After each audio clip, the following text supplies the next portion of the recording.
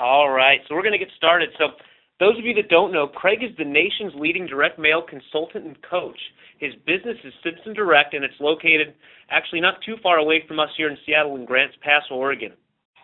Grant is an expert in direct mail business, and he specializes in generating prospects and customers through physical direct mail. So we're going to be talking paper and ink and stamps and all kinds of stuff today, so I hope you're ready for that. He is Dan Kennedy's go-to guy for Dan and his clients when it comes to mailing lists and direct mail. Just some of the clients that Craig's worked with, a lot of you are going to know a lot of these names. Indeed.com, which is actually the world's largest job site. It actually delivers 2 times more hires than CareerBuilder, LinkedIn, Monster combined. So he works with them. Lazy Days RV, it's the world's largest RV dealership, and it's worth over $500 million. Beachbody, fitness and beauty maker. So those of you who ever watch Sunday morning television infomercials or late night television infomercials, you've seen those guys with Insanity and P90X, 3-Day Refresh, all that kind of good stuff. So he manages actually Beachbody's front end and back end, their direct mail campaigns. Some of his other clients are Agora Financial, which those of you who may or may not know Agora, they're probably the world's largest newsletter-based company and publisher in at least the U.S., if not the world. Vi Healthcare, the Emrich Group, which is in banking, dentists, chiros, retail businesses. I mean, just really runs the gambit from actual physical products to info marketers to brick and mortar locations. I know one of your newer clients is in the pet retail industry. So this isn't just info marketers and physical fitness buffs. This is brick and mortar businesses as well. He actually currently sends out over 3 million campaigns per year, and this is amazing, Craig. You've sold over $100 million in products and services using direct mail, which you and I know this, Craig, but most people think direct mail is dead. So to be doing $100 million with that is pretty incredible. Yes, it is. Yes. So Craig's going to walk us through the biggest mistakes he sees made in direct mail, and he's going to provide us with tips to make your mail campaigns even more profitable. So, Craig, to get us started, tell us a little bit how you created your list of these 11 deadly direct mail mistakes. Sure. Well, thank you for the great introduction. And yes, as you said, Travis, we go back a few years here, and it seems like we do more and more stuff together each year. So it's been great, and I think there's going to be a lot of value for everyone on the call today. I'm going to try and share some tips that I've learned as I've worked with hundreds of different businesses and consulted with them, and analyzed all these different mail campaigns. And there's this common theme of, okay, if the mail campaign did not work, why is it? And usually it's one of these 11 tips I'm going to share with you today. So we're not going to go through them in an exact, the worst thing that you could do to the not so worst, but so it's not in a specific order, but any one of these things that we'll talk about today could greatly damage your mailing results. And by avoiding them, you give yourself that much a chance of having a better response rate, better return on your investment for any direct mail campaign that you do. Very good. Yeah, and so keep that in mind, folks. This isn't in any particular order, but they're all 11. So I with keeping an eye on the clock, wanting to keep this to about an hour. Let's get started. So what's the first mistake? Not necessarily the biggest now, but what's the first mistake most people need to avoid when they're creating a direct mail campaign, whether it's their first one or their 100th one? What's the big mistake, the first one you see? So the first one is not tailoring your copy to fit your target audience. And what I mean by that is, you have this group of prospects, and they have certain interests. They have a certain lingo they use for their niche. They're from a special, social group of a certain generation, a certain age. And there's ways that we can talk to your prospects. And if you don't talk to them in the right voice, you'll lose credibility with them. So, for example, I had a supplement company who came to me a while back, about 2 or 3 months ago, and they said, hey, look, we're selling this supplement that helps you lose weight, and we've done direct mail in the past, but it has not worked. Can you help us, analyze and figure out what was wrong?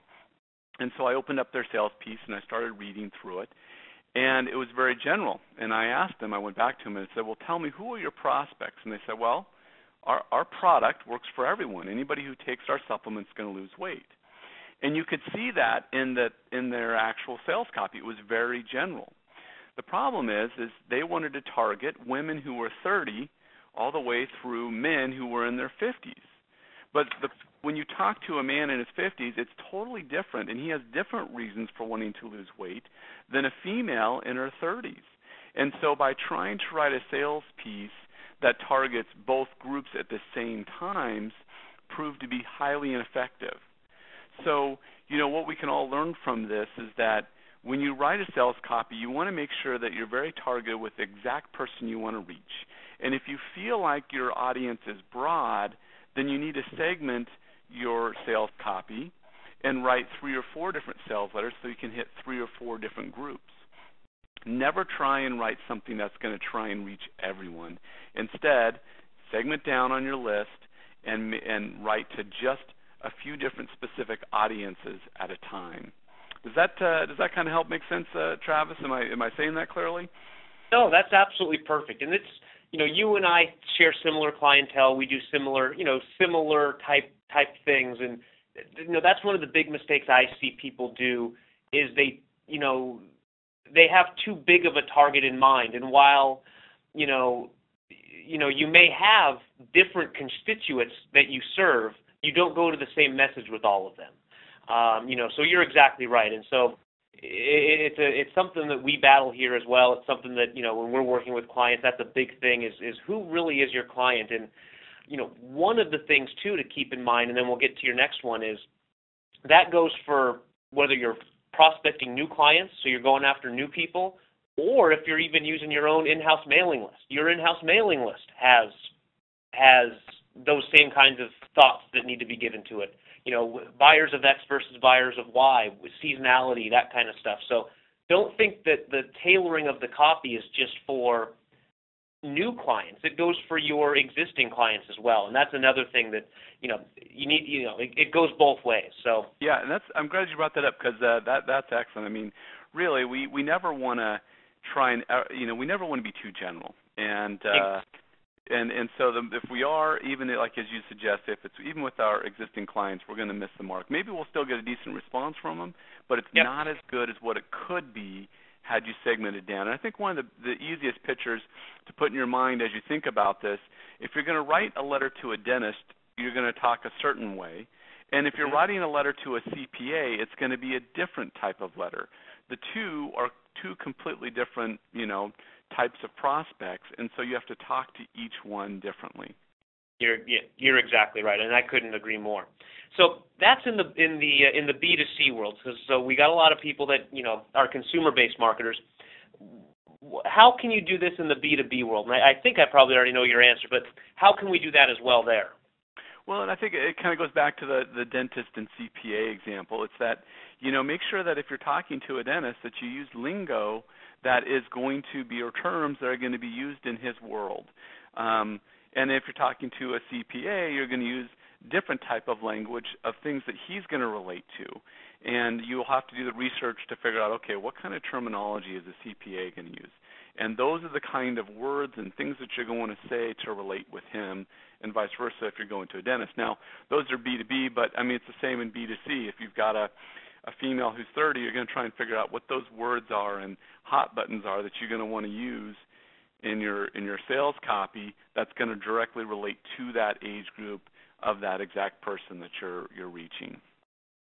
And that's great advice. It's we're going to talk a lot about B2C and B2B in this call, but keep in mind that there's way more similarities than there are differences when it comes to, well, especially direct mail and then just direct response marketing in general. There's some nuanced differences, but keep that in mind as you're listening. That if we give an example of a consumer, most of that is going to be transferable in the B2B world. And when you talk about speaking directly to your clients, you want that letter, you want whatever they receive, and this goes for emails, direct mail, but you want that letter to feel as if you wrote that just for them. And if they get this, wow, this is written just for me reaction, whether you sent out 1 or 1 million, that's the reaction you want. So I think that's vitally important to point out, Craig. You're exactly right, yeah. So let's go to the next mistake. What's number 2 on your list there, Craig? Number 2 is actually a few things, but it's failing to track, test, and adapt. So the first one is to track. And it's amazing how many people, how many businesses will put together and send out a direct mail campaign and then not have any idea of what the response is.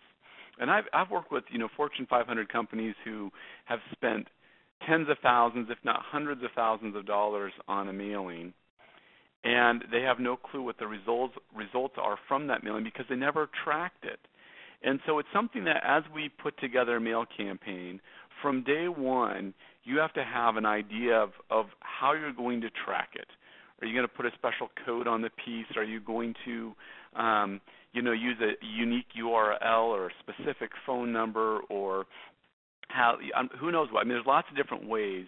There's dozens of ways to track your mailing, but you have to plan that out before you print the sales piece, before you mail it out. You've got to have a plan in place to track your mailing. So the first one is to make sure that you track it. If you're not going to track it, don't even bother sending it out. No, that's a great piece of advice. I mean, like I said, we run into a lot of the same problems, and if you're a big, huge company, having tracking numbers and having special codes on order forms is a great idea. It's good for the small business too. But if you're a small business, and let's say you're a one-man band, it can be as simple as asking, well, how'd you hear about us? How'd you get a hold of our information? If you're if it's just one or two of you in an office, and I've got a client in the retail world who literally has when people he drives them into his store, and if they don't have the coupon with them or things like that, I mean, he has as simple as hashtag marks next to the cash register. I mean, it's as simple as that in some cases. Obviously, the more what's the right word? The better you can track it. That's kind of an old school way to do it, but the better you can track it, the better. So what about this testing and adapting? You mentioned tracking. What about testing and adapting? So with every campaign you do, and this is whether you're sending out 100 pieces of mail or 10 million pieces, it doesn't matter the size. In every campaign, I'm a big believer that you split the list in half and you always test something. So let's say you're testing a different headline or a different envelope or a different bonus or a different photo, there are hundreds of different things that you can test. Your sales piece, I like to look at it as like this living, breathing thing. It's always evolving. You're always doing things to try and make it better. The worst thing we can do in direct mail is to send out a mailing and be satisfied with it. I mean, sure, we can get a great response rate and be thrilled with that, but we never want to just rest in it and think, okay, we're done, we got it, it worked, let's just mail the same old piece out day after day after day. When the reality is in every campaign, we should try and find a way to beat the control piece, or the one that we've mailed out most, the one that seems to be the winner. And even if you change the headline and you only get, say, 0.1% bump in response, that's worth it, because then maybe changing out the photo gives you another 0.1%, and then adding a bonus adds another 0.1%. And before you know it, after all this testing and making a few minor changes to the piece here and there that show you that, okay, this gives me an increase in response when I added this in, now all of a sudden you have a cumulative of a 0.5% increase in response, or a 1% increase in response. And over time, that really adds up and it really builds. So not only do you want to track your campaign, you always want to have a test in it. And you've got to make sure it's a clear test. That means that you're not testing 5 different things at one time. It's really just one element. Take one sales letter and have one headline. Mail the exact same sales letter, but just change the headline out. That's the only change in the variable. And then when you read the results from that mailing, you'll be able to see which headline pulled better. The adapting part is taking what you've learned, adapting it to your campaigns, and applying it so that you can receive that increase in response from then on. So you want to test and adapt every single campaign that you do. It's always a test. It's never we're satisfied with results. It's always we're going to try and make this better. Yeah, and that's the testing part, I think, is critical for a couple of reasons. One, no no marketing campaign, whether online, offline, doesn't matter, has a shelf life forever. Everything needs to be tweaked and tested and tweaked again. And the only way to do that is to test it. And one of the mistakes, and you hit on it, and I'll just reiterate it, is people want to test multiple things at once, and that's fine if you know how to do it. If you know how to be testing multiple different things at once. But for most of our listeners here, if they're going to do it on their own, is a simple A/B test, and you only switch a headline, or you only switch an image, or you only switch maybe a bonus to the offer. And that's the big thing. I see people that want to test things, and they want to make wholesale changes, and that's now you're getting down a slippery slope of, okay, it went up or down, but what caused it to go up and down? We don't know. So that's huge in my mind. Is always be testing, always be tweaking. Even if you've got something that you think is working pretty well, and you mentioned it right at the beginning, take another segment of the list and test and tweak that a little bit. I think that's crucial. You and I have talked about this in the past, and I've heard you talk about it when I hear you on other people's calls as well, but the quality of the list, particularly list hygiene, what do you mean by that? What is it? How can we improve it? Yeah, so number 3 on the list is a poor list hygiene, and I'm such a nerd when it comes to this, but it is so important. It's probably one of the more boring parts of direct mail, and I think it's one of the more, for me personally, it's exciting because it's what you can do. But so list hygiene is the process of cleaning the mailing list before you mail it out. Now, if you're just mailing out, say, 20 prospects, it's probably not going to be worth your time. But if you're mailing out, 1,000 people in your area around your brick and mortar store, it's super important. It's important in list hygiene to have remove duplicates. I received one day, I took a picture of this. I received 6 postcards from one person on the same day. It was the exact same 6 postcards. Now, I'm on a bunch of different mailing lists because I'm seated in there, and I like to receive a bunch of mail. And this one guy had gone out and he had rented all these different mailing lists, but he never ran what we call a merge purge, where you dedupe the names out of the list. Because he didn't do that, I received 6 of the exact same piece from him. Now, that's a waste of both printing and postage. The other part of list hygiene is, cleaning up, bad addresses. If there's bad addresses or bad zip codes, the list hygiene process would remove those. There's also the national change of address, which if somebody's moved, it pulls them out of the file, or it updates them with the correct address, their new address.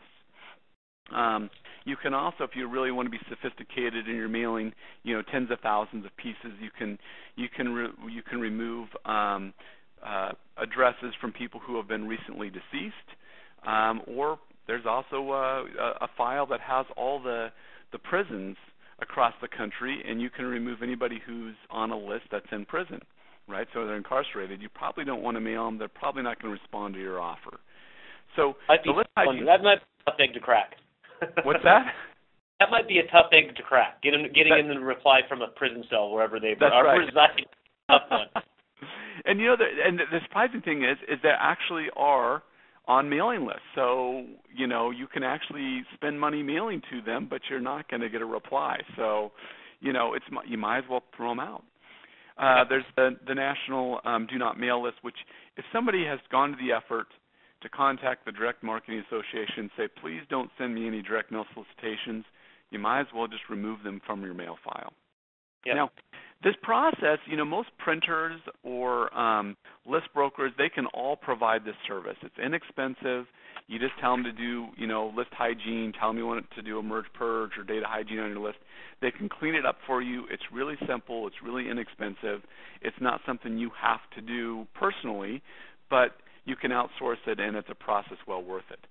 And I want to share, if we've got a second here, I want to share 2 stories that are interesting. One is about the Wall Street Journal. About 6 months ago, I purchased an office building and moved in, and it was shortly after I'd moved in, a couple months after I moved in, I received a mail piece from the Wall Street Journal. And it was addressed to the guy who had owned the building before me. It was a dentist, and he had owned the building, and he used to be a subscriber, and the Wall Street Journal was sending him a reactivation letter, trying to get him to reactivate his Wall Street Journal subscription. Now, I'm not sure how many pieces of mail went out in this mailing, and I'm guessing it would have been in the millions because they're a big mailer, and or at least hundreds of thousands. And the thing is they did not run a national change of address on their list before they mailed it.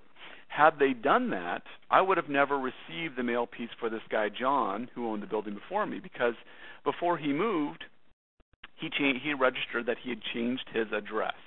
He moved to a new location. He notified the post office. He filled out the form.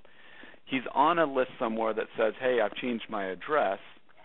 But the Wall Street Journal failed to take that step.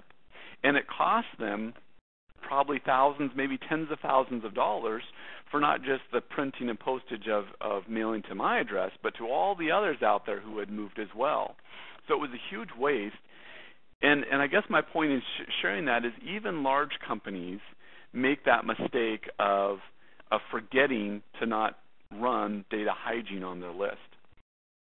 And Wall Street Journal, they're not a small mailer.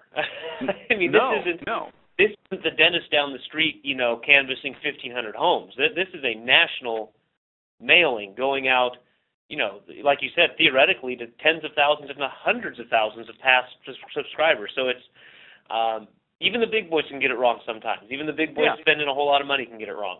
That's right, and it may not be something they do. I'm certain they don't make this mistake all the time, but this one time they did. The second example I want to share with you is Charter Communication. They have 29 million customers in the United States, so they're a big company. This was really funny. This was just a couple months ago. I received a sales letter in the mail from them at my business, and it was asking me to sign up for the Charter Business Internet Service. Now, in the same mail pile, the exact same day, I received my Charter Internet bill asking me to pay for the service I already received. So I'm already a Charter subscriber. I already use their Internet service.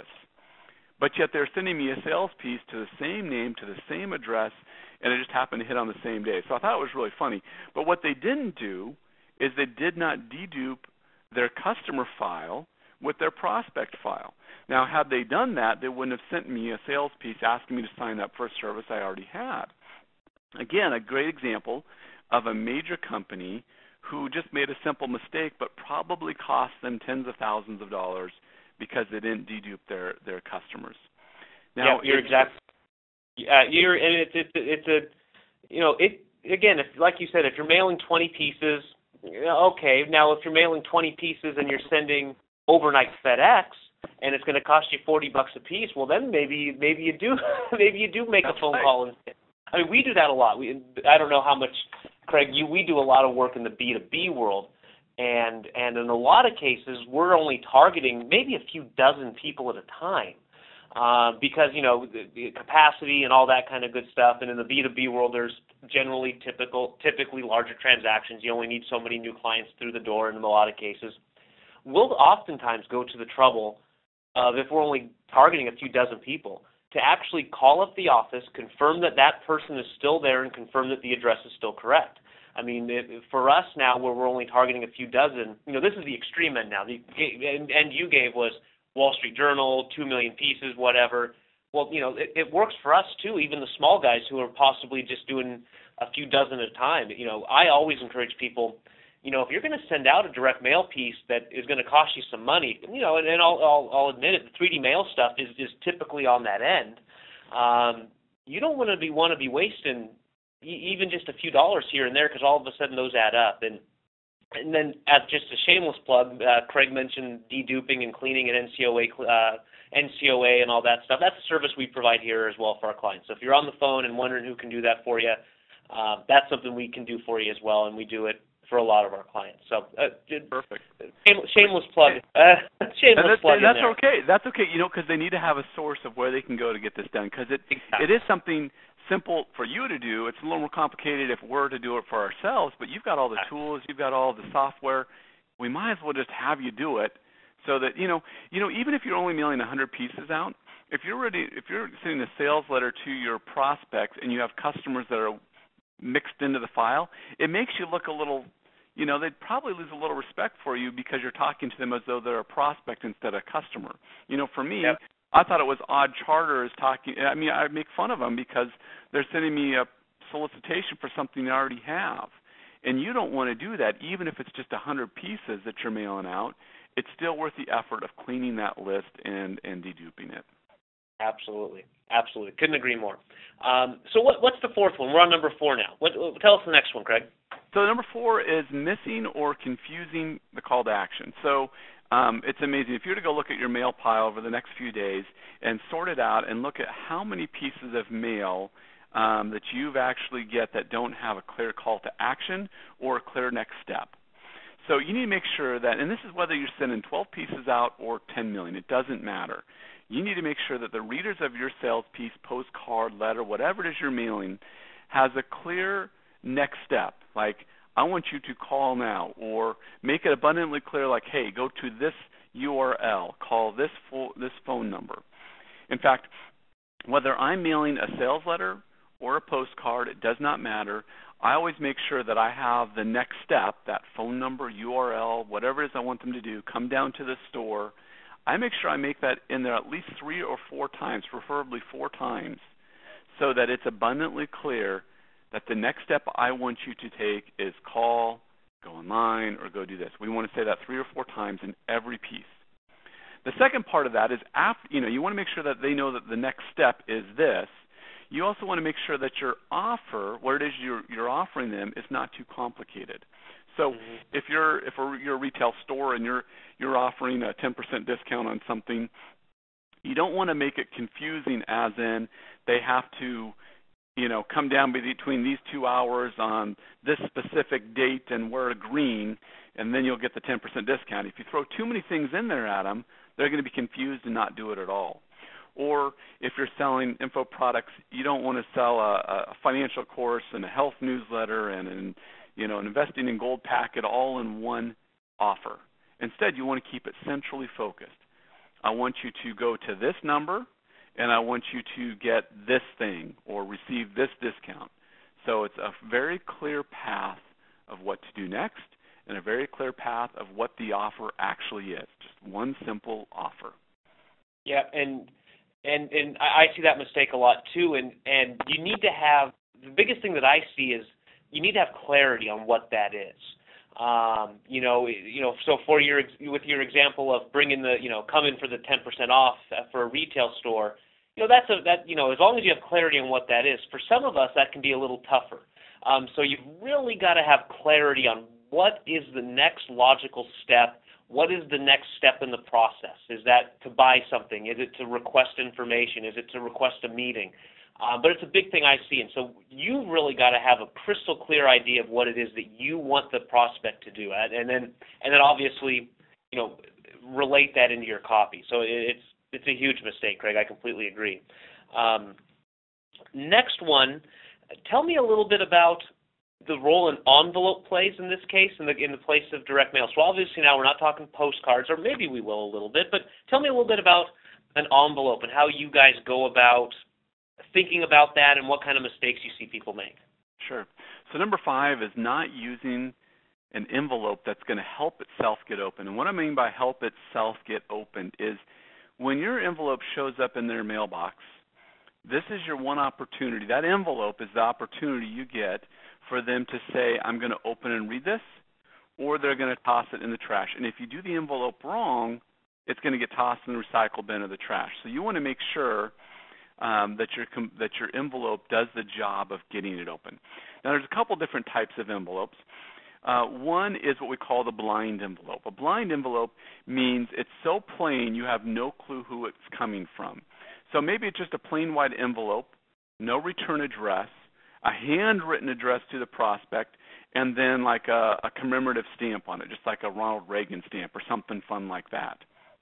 Now, when you get that in the mail, you cannot help but open it up because you don't know who it's from. You're clueless. Now, if you take that blind envelope approach and you put that it's from, AAA, well, now you know it's a sales piece because AAA is mailing you trying to get you to sign up for their service, right? Or if it's from, Edward Jones or Platinum Financial or one of the, financial companies or Chase Bank. Well, when you see that on the outside of the envelope and you see it's a letter coming from Chase, good chances are that it's a sales letter trying to get you to buy something. But if you make it completely plain that you have no clue who it's from, so then instead of tossing it, you're forced to open it. So the blind envelope approach is great. It's one of my favorite ones. In fact, if I'm going to cold prospects, people who I've never had contact with, 7 out of 10 times I'm going to find that the blind envelope works better than an envelope with teaser copy on it. Now, we'll talk about teaser copy for just a minute. Teaser copy is where you actually write some kind of message on the outside of the envelope to get it opened, and it's got to be super creative. Now, you've got to make sure you get it right, and if you don't, if you put the wrong teaser copy on the outside, then they're gonna know it's a direct mail solicitation. They may choose to throw it away. So you've got to get it right. But on the flip side, I find that communicating with existing customers that I do better when I put teaser copy on the outside and I put who it's from. Because if I already have a relationship with them, I can put a message on the outside of the envelope that's going to resonate with them, and therefore they're going to want to open it up because they already know me. So and there's a third type of envelope I want to talk about too. So we have number one being the blind, plain, simple, works great to prospects. Number two, envelope with teaser copy. I find that it works best for customers. Again, you got to test it out to find out. And number three, Travis, is going to be a shameless plug for you guys. But this Friday, I don't know if you remember, I ordered a bunch of bank bags from you, and we had them custom printed, which is very cool. So if you guys are listening and you haven't tried the custom printed bank bags, I'm going to just shamelessly plug them because seriously, if you get a bank bag in the mail, I don't know how the open rate cannot be 100%. I don't know how somebody cannot open the thing up, right? That's exactly what we like to think, exactly. Well, who would be foolish enough to throw a bank bag in the trash? I mean, you're guaranteed to get the thing opened, right? I mean, the only way I can think of is that you didn't clean your list, and Bob doesn't live where Bob says he lives anymore. I mean, that literally. Sure. So then it's an issue of the list and not cleaning it, or going to an address that nobody lives there, right? So. Yep. It is so. Yeah, it is. It is. So yeah, I mean, we actually have those bank bags are ordered from you, Travis. On a side note, it's going out on Friday this week, so we're super excited about that. But we had them custom printed. I mean, obviously you don't have to, but we custom printed them with a special message on the front. And then when you open it up, we actually refer to the custom printing on the outside of the bank bag. So it's all congruent. The whole message is congruent. The whole style is. But the third type of envelope is something super creative. You have blank, you have the blind, which is blank and mysterious. You have the one with the teaser copy that goes to those who already know you. Then you have the super unique that you're forced to open. It's the envelope that is the bank bag. It's a couple of the express envelopes that 3D Mail offers. It's an envelope. Now, this kind of goes the next step, but it's lumpy, right? You've got one of the lumpy objects inside. Well, the envelope at that point it looks crumpled. It's different because it's bulging. You have to open it. So, this is so critical to the direct mail process because you have those few seconds while they're walking from their mailbox to their kitchen table and they're sorting through the mail and they're deciding what they're going to read and what they're going to toss. And the ones that they're going to read are the ones that have the envelopes that grab their attention in one way or another. And so I know I've talked about this probably too long, but I'm super excited about envelopes. It's really important to get them right, or else your whole campaign is a disaster if you don't get that one piece of the puzzle correct. Well, you're exactly right. And it's funny you mentioned your testing. You find blind for prospects, teaser for client list, and we find more or less the same thing here too. Obviously we do a lot of 3D mail stuff, but for example, we may use a bank bag, but we may not put an actual return address or the person's name on the return address, and we just may send it with no address or no business name on the return address. So you've taken and you've made it even more mysterious. Exactly. And so now if we are going to an in-house or a client list, and we do have a relationship with them, I almost always encourage my people to use whatever name they'll recognize. So if it's the individual name, use the individual's name. If it's the business name, use the business name. And a lot of our listeners here are, like I said, are sole proprietors or one or two man shops. It's probably going to be your name. But if you're a larger business, say Beachbody, maybe an envelope with Tony Horton's name on it would do well. But the name Beachbody obviously means something with them. So that's right. So let's hear. So we're on to number 6. So number 1 was we got to tailor our copy. Number 2 was we got to track, test, and adapt. So I'm kind of reviewing for you guys. Number 3, list hygiene. Let's see here. Number 4, I'm going through my notes. Number 4 was what I missed. Call to action. Making sure the call to action's clear. Yep. And then we had the envelope we just talked about. So what's number 6, Craig? Number 6 is using the wrong price point. If you put the wrong price point in there, this can just be a disaster. Now, this could also be a percentage off thing too. For you in retail, most of you know that if you mailed out a coupon for 2% off, nobody's going to come in, right? That's not enough. There's a certain point in which the prospect is willing to take the next step.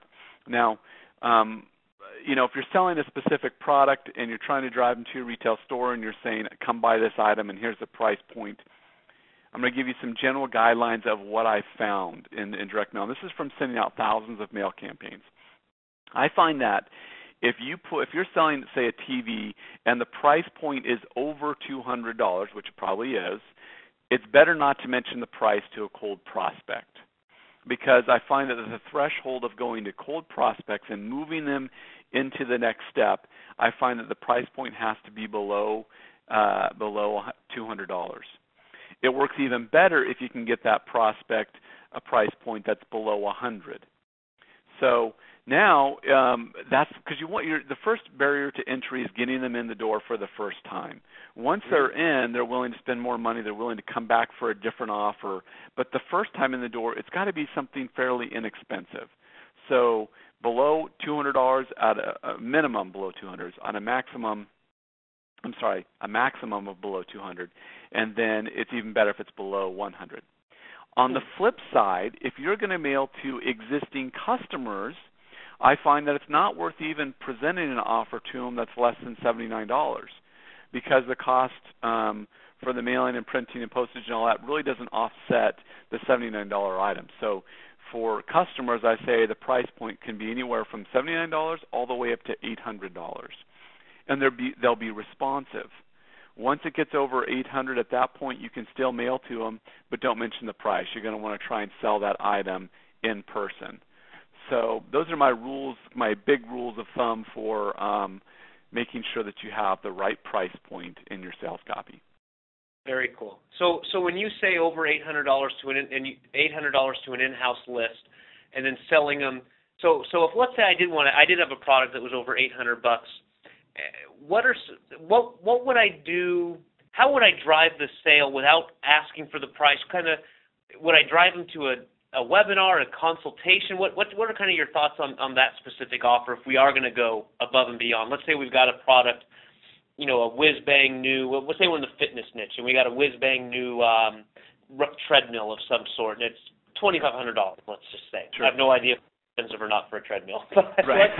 What it is. Great question. So yeah, I mean, it's definitely, you want to drive to whatever the main sales funnel is that you've been using.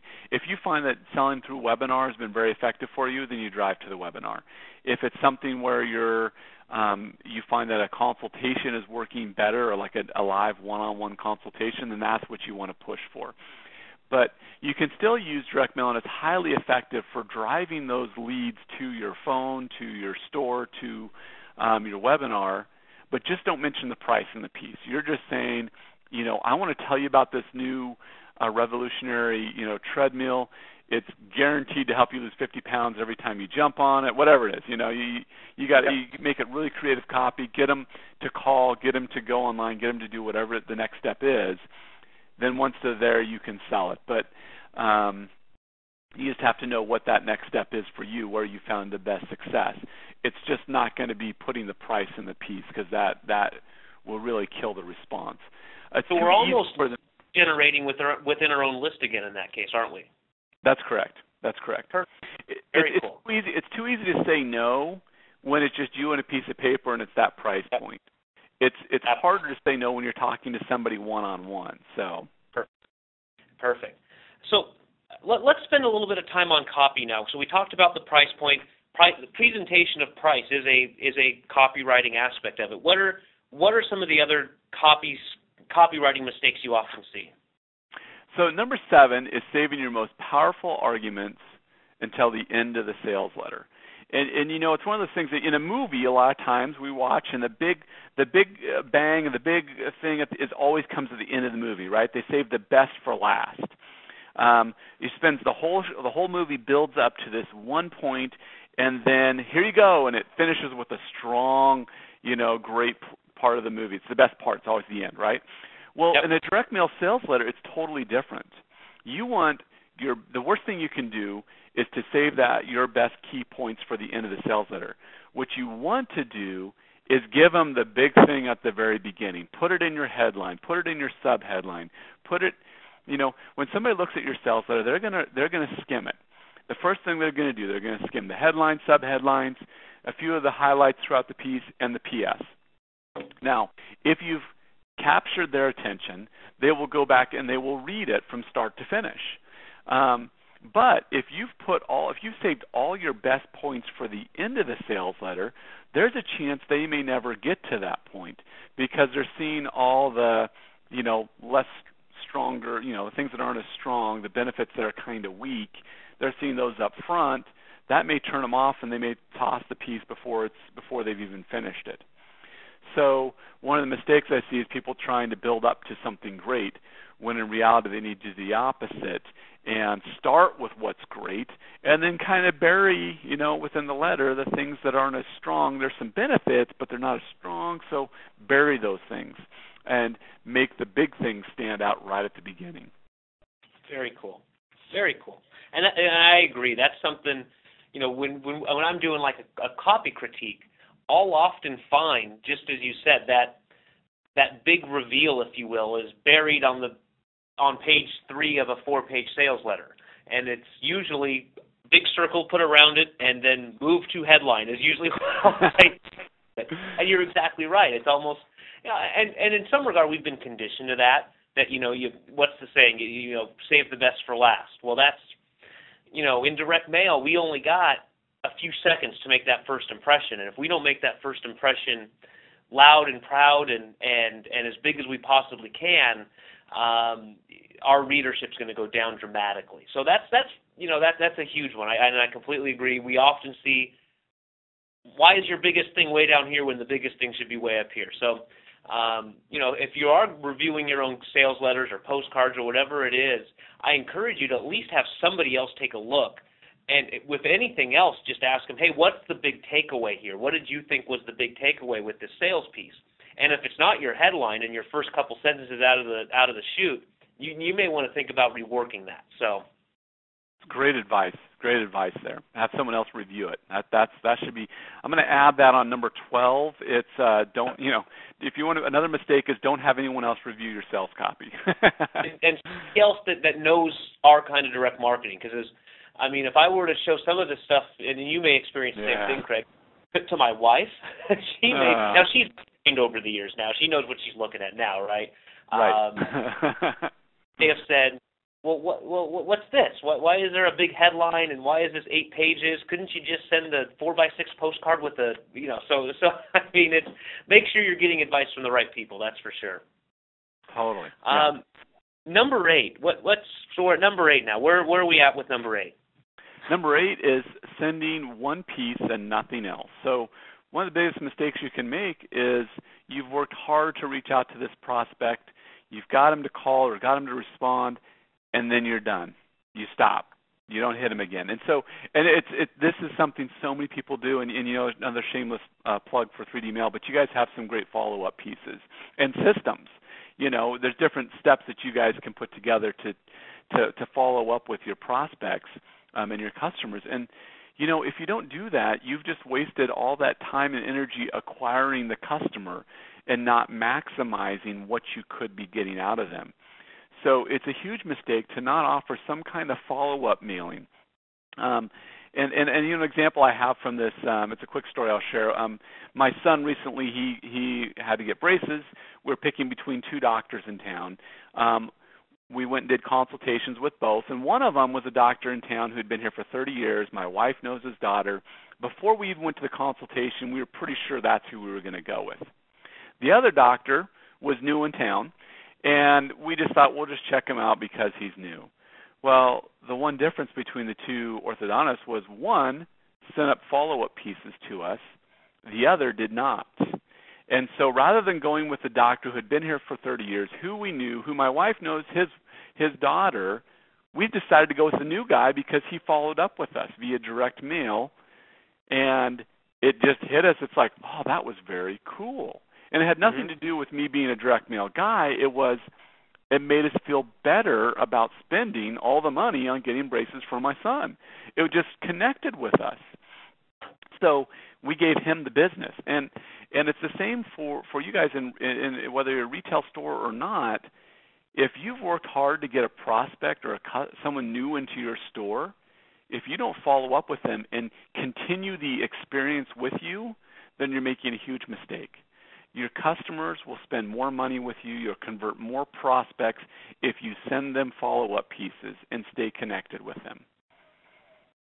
Yeah, I mean, that one of our mantras, and it's stolen straight from Dan Kennedy, is till they buy or die, right? So we're going to, within reason, we're going to keep following up with them. We're going to keep in touch with them until they buy or they tell us to take a hike. So it's most people give up way too early. They just flat out give up way too early, and it's something we harp on. And is you've got to have good consistent follow up.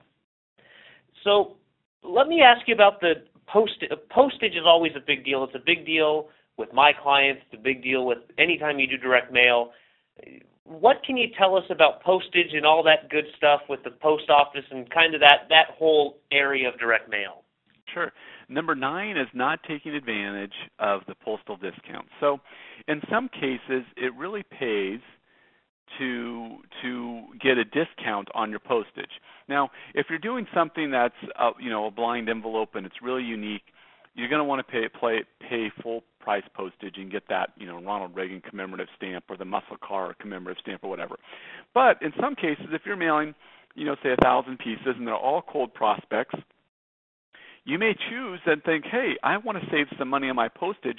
I might as well do what's called pre-sorting your mail. You can have your mail pre-sorted, and rather than paying full price for it, you get a discount on your postage because you're taking a step out of the traditional postal service processing. You've saved them time by pre-sorting it for them. Therefore, hey, we're going to save you. They're going to give you a discount. They're going to pass along a savings to you.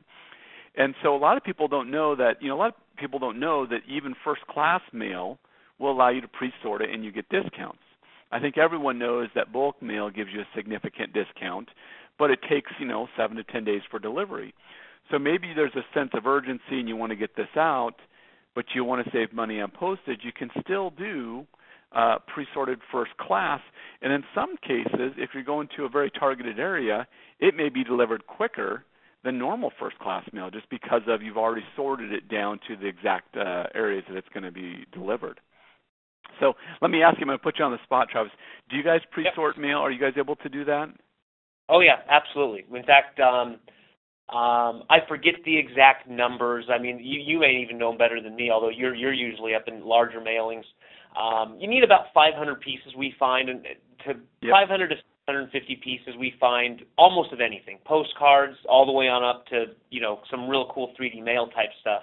You need about 500 to 750 pieces before the extra cost of pre-sorting it exceeds the postage rate.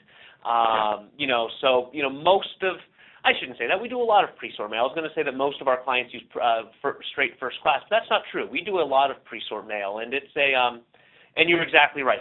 Really the only difference is timing. If you've got a tight deadline or you've got a tight date that you want it in hand, then first class mail is your only option. But if you've got flexibility with your dates, if you've got flexibility with what you're offering as far as the timing goes,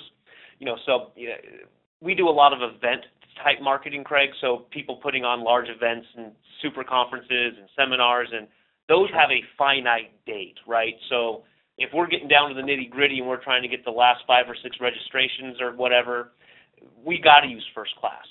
But if we're just driving people, say, to a website to go register for a webinar, and we control the date of the webinar, why not put it out another week or two and take advantage of significant. I mean, when we're saying significant, we're talking 50 to 60% in some cases.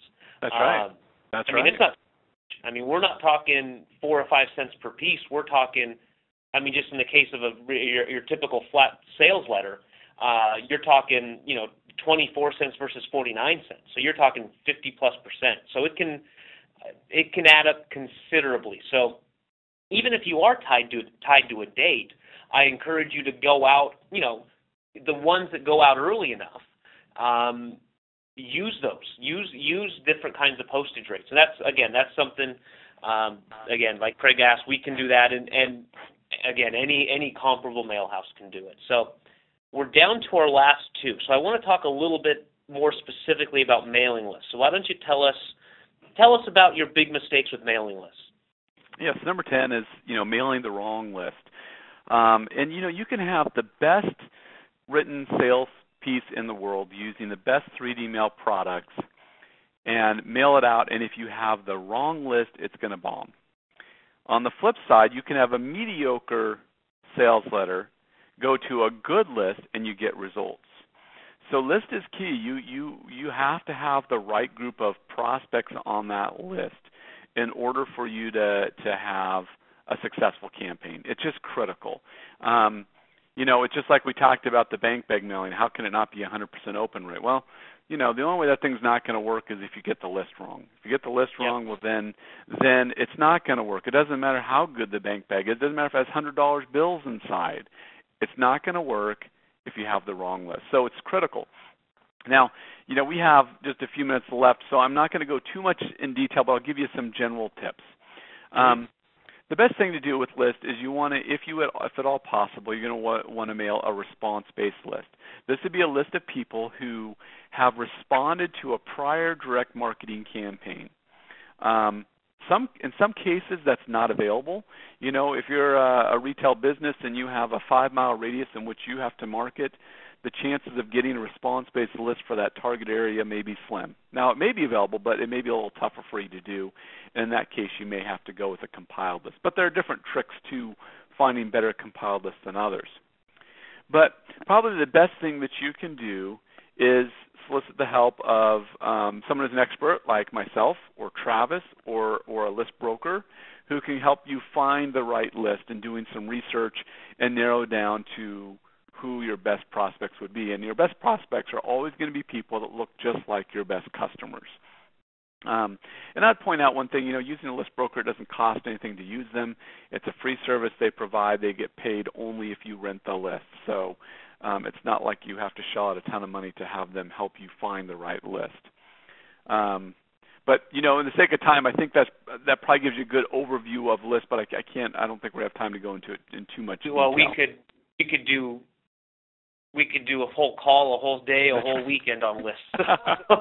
That's for sure, we could.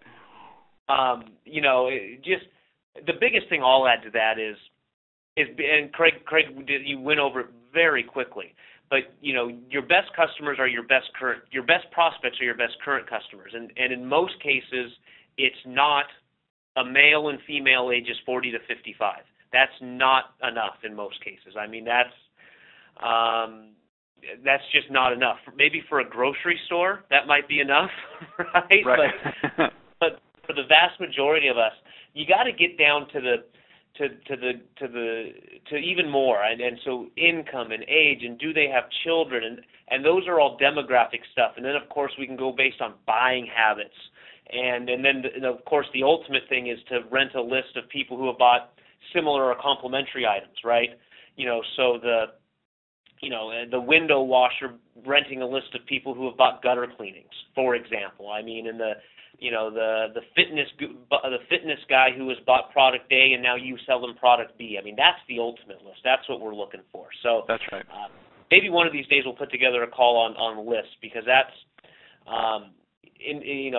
you can debate on the numbers that I'm going to say here. You can debate on the numbers, but we'll all agree the mailing list is 50, 60, 70% of the battle. And whether you think it's 50 or 70 or 90, that's up for debate. But it's at least half the battle. I think we can all agree on that. That's right. That's right. So what's the last one, Craig? What's our last final mistake before we get to the end here? So this one's very similar to number 8. This one here is not following up with your first response with additional sales effort. So number 8 was just sending out one mail piece and nothing else, right? So we know that you need to mail to them more than one time.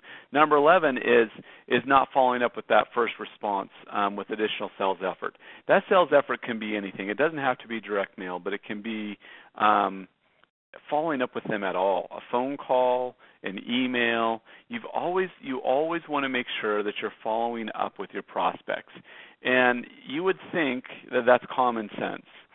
But I have seriously talked to dozens and dozens and dozens of business owners, and some being very large businesses, where if they do not convert the prospect on that initial call or initial response, they throw them aside. And so you've always got to make an additional step, make an additional sales effort on that prospect. Never stop.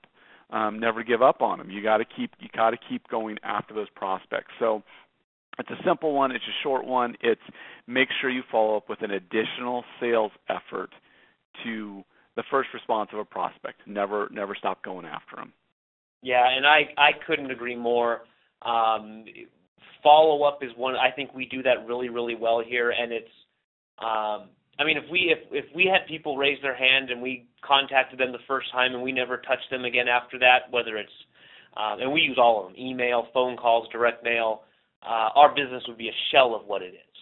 Right. And that's for most businesses. I mean, most of us aren't selling impulse buys, the 99-cent pack of gum next to the grocery store, right? Most of us are selling things that are going to require a bit of thought, a bit of thinking, and so to not follow up, and especially now with follow-up software and all the stuff that's available out there, it all pays for itself multiple times over. So I couldn't agree more that the follow-up is where I see a lot of people. They think their direct mail or they think their marketing isn't working, and it's not the front end marketing that's not working. It's oftentimes the back end marketing that isn't working. That's exactly right. So I've got two more questions for you here. We'll go here real quick. Tell us a little bit about your thoughts on just companies using direct mail. Just maybe your 30-second snapshot view on what direct mail looks like now and where you see it going possibly in the future. I've had more and more phone calls in the last 6 months about large companies coming to me saying our email marketing, our online marketing, our internet marketing is not working as well as it used to. The response rates are going down. The marketplace is getting more cluttered. And more companies are putting a focus on direct mail again. And kind of the state of the union for direct mail is it's going to get better, it's going to get bigger, it's going to become a growing business again because things are saturating out online. And when you have companies like Google, Facebook, Yahoo, Angie's List, all using direct mail, you got to take notice because those are all large online-based companies who are using direct mail to grow their businesses. So the state of the union with direct mail is it's good, and it's something you should figure out for your business if you haven't yet. Yeah, and I'll just add my quick thoughts on that as well. It's, people sometimes ask me, what's going to happen with the post office and all that kind of stuff. There may be some changes to the post office in the coming years, but 99% of it, as a consumer and as a business, you may not even notice. I'll give you an example. Saturday delivery is a big debate, which I know you, Craig. Frankly, I mean, for us, really, we don't even like our mail delivered on a weekend for the most part. We want it delivered during the week for the most part. I'm with you on that. You bet. Saturday delivery is, I'm all for. It's fine with me, right? I mean, are there going to be changes? Yeah, I think there are going to be changes. And there are going to be changes. I'm comfortable saying that. But most of them won't affect the day-to-day, how we do business through it. A lot of it is, it's so high up there in the hierarchy of the government and the post office that, as a consumer and then even as a mailer, we're not going to see much of those changes. We're just not. And then just to piggyback on your, and I've heard you say this before in other conferences as well, Craig, but I just the irony of these online businesses sending offline direct mail is not lost on me, and I know it's not lost on you. So Google sending out $200 of Google AdWords credit via via direct mail. Well, if your AdWords was so great, wouldn't I have seen it on online? That's right. Irony of it's not lost on me, and I know it's not lost on you. So it's so yeah. I mean, just to summarize, how we deliver mail, how we do business through the mail, by and large, ain't going to change anytime soon. So there might be nuanced changes, but nothing that's really going to affect us at a great level. So we went through the 11 mistakes, Craig. We can only get through so much in an hour. I know you've got a new book that you want to tell people about. So why don't you tell us about the book? Tell us about where they can find it and how they can get to know you a little bit better if any of these things kind of resonated with them. Sure, thank you, and I'll keep it short just because I know we're out of time. But I wrote a book with Dan Kennedy called The Direct Mail Solution, and it goes into detail on every one of these areas that we talked about today. I basically put this book together because, I knew there are small business owners and even large businesses where they just wanted to find out how does direct mail work, the nuts and bolts from A to Z, everything from list to merge purge to copy to, which format I should use. And so it actually took me 3 years to write it, and it finally was released last year from Entrepreneur Press. It's called The Direct Mail Solution. I would love for everyone to go get a copy. It goes into detail on every area we talked about today. If you'd like to get a copy, it's only like $14. You can get it on Amazon. But if you go to thedirectmailbook.com, thedirectmailbook.com, from that site, there's a couple different order options between Amazon and Barnes & Noble and Entrepreneur and a few others. But if you order through there and you forward me the receipt, I will send you 3 issues of my Mailbag Millionaire newsletter, which is it's $39.95 per issue. So I'm going to give you a $119 value for purchasing my $14 book, basically. So there's huge value in that. The newsletter is all about direct mail marketing and just enhances what the book talks about. And so I think this is a great opportunity for anybody who wants to use direct mail in their business, or if you're already using it, I'm certain you'll find some tips or things that can help you increase response, and that those few dollars you spend will be well worth it. So go to thedirectmailbook.com. And I'll just reiterate what Craig said. The book, I think I read it in like 3 days from the time I got it. I read your newsletter every month, and this is coming from I'm always looking, and I like to think I'm a pretty good direct mailer, but I'm always looking for, what Dan Kennedy calls a little hinge to open a big door. And in a lot of cases, the book and your newsletter have little hinges and big hinges. So I usually take a lot of notes from both. It's a resource I have. I read your newsletter, like I said. It's a great newsletter. But again, thedirectmailbook.com. Go there, get the book. Like you said, $14, $15. It's worth a multiple of that. So get the book, thedirectmailbook.com. I hope you're not out driving and listening at the same time. Maybe you are. You will get an email. You will get an email with that link here very, very shortly. So if you are on the call and can't take that down right now, you'll get a link. But thedirectmailbook.com. Go get it today. If any of these things, any of these 11 sounded like something that you want to learn more about, go get the book. It's incredible. Anything that Dan puts his name to, it's going to be good, and I know this is good as well, Craig. So thank you again so much. Any other parting thoughts other than thedirectmailbook.com? No, I appreciate just taking the time, and for everyone listening today, it's always a privilege to talk with you, Trav. It's always fun. So we're very like-minded in our thoughts here. So this has been a good call, and I hope everyone's gotten a lot of value out of it today. Perfect, Craig. Well, thanks so much. Thanks for being our guest today. And again, thedirectmailbook.com. And with that, I think we're going to end here and go get the book. You'll be happy you did. Thanks so much, Craig.